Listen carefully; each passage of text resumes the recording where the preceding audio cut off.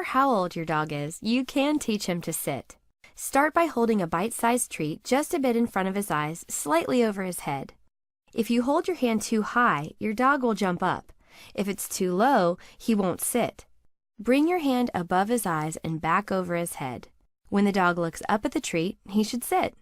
At the moment your dog sits, say sit, sit, to associate the word sit with the behavior of sitting. While he's sitting, reward him with a treat and praise him with gentle petting so he doesn't immediately jump up. If your dog is very excitable, you may only want to praise verbally, such as saying good or good dog in a pleasant tone of voice. Good girl. Rewarding means giving the dog a treat for a correct response while he's still in position.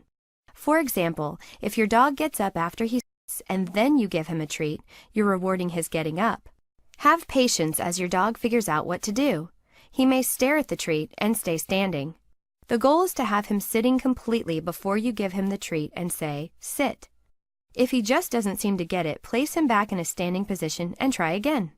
For 5 days, practice having your dog sit 5 times in a row or until he does it on command.